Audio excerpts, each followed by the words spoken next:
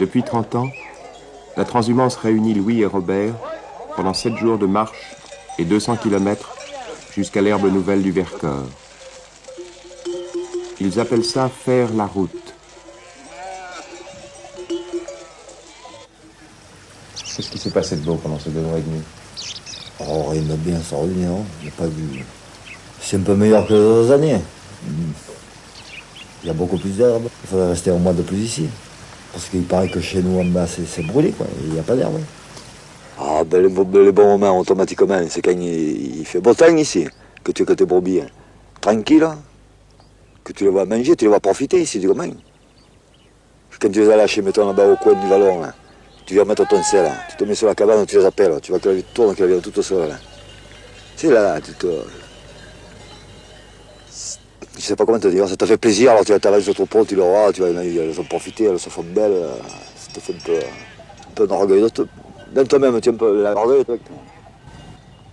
Et puis le plus qui te fait plaisir, alors c'est quand tu descends de montagne, que tu passes dans les pays à pied, tu vois, que les gens reposent, elles sont belles cette année, elles sont encore plus belles que l'année dernière, tu te gonfles un peu là, tu as quand même un peu l'orgueil de ton métier quand même, tu comprends?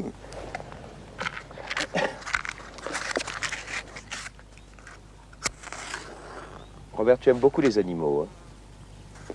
Ah ouais? Bah ouais. C'est normal. Quand tu vis avec la nature, c'est là que tu apprends à les aimer. Est-ce que tu aimes les animaux plus que les hommes? Il y a des fois que ouais. Ah oui, parce que, je sais pas moi, un chien, un cheval, une brebis, je sais pas moi. Il peut faire un tour de couillon, mais c'est pas un sidère normal, quoi. Un chien, il te mordra parce qu'il se défendra ou tu auras une saleté, je sais pas comment t'expliquer ça. Parce que ce que je pense, moi, tu vois, peut-être je me trompe, je sais pas l'école longtemps, hein, c'est qu'un chien ou un animal, il a l'intelligence, il n'est pas instruit. Tandis qu'un homme, il est très instruit et très peu intelligent. Parce que tu peux lâcher une brebis ici, au fond des vallons, même un âne, quand il y a le brouillard. Il vient dans la cabane, tu lâcheras le type qu'on dit le plus intelligent de la terre, tu le mettras là-bas au fond, il se perd et il crève. Alors il y a quelque chose qui n'est pas normal quand même. Et une bête, en principe, elle fait... C'est nous qu'on fait du mal aux bêtes, mais c'est pas eux qui nous en font. Hein. Et tu comprends? Ils soignent bien une bête, elle ne te fera jamais du tort. Robert, qu'est-ce que c'est pour toi, la liberté? C'est-à-dire la liberté, alors moi, le sens que je comprends la liberté, c'est que tu n'as plus de patron.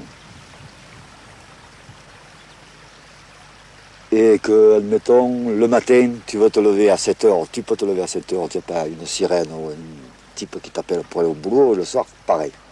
Parce que j'ai travaillé chez les patrons aussi. Ils sont tous bien braves, mais tu les enrichis eux, mais tu t'enrichis pas toi. Parce que il faut ces gens-là, il faudrait qu'ils s'imaginent que s'il n'y avait pas des gens qui travaillent pour eux, le travail qu'ils font, ils sont, qu'on y fait, ils ne sont pas capables de le faire. Un type qui a 15 ans, un type bonhomme, qui gagne de l'argent, qui gagne beaucoup d'argent, tu vas lui demander l'augmentation, que tu mènes un camion, n'importe quoi, il fait une vie du tonnerre, pourquoi? Lui-même, il ne peut pas les mener, c'est 10 ou 15 camions. Qu'un patron, il existe, c'est peut-être normal, puis que quand même, un jour tu vas te crever la peau du baffe, comment ça m'est arrivé à moi? Tu arrives, tu as une gueule comme un poisson pourri. Alors c'est pas normal ça. Le jour tu fais rien parce que le patron a fait une bonne affaire, il a un sourire du tonnerre, alors comment il va faire? Tu vois, moi je conçois la liberté comme ça.